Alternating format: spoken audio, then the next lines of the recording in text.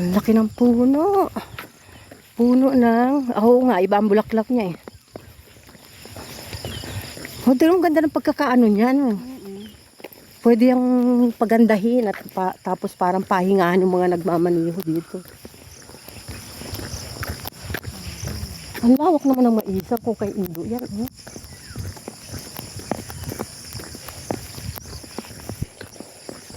Ito dati bayabasan eh. Hoy, wag ka na tumakbo. Ano kaya't magpapakatakbo-takbo yun? Kapayat-payat na nga.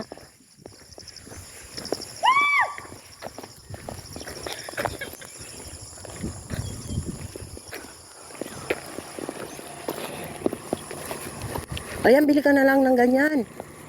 E-bike.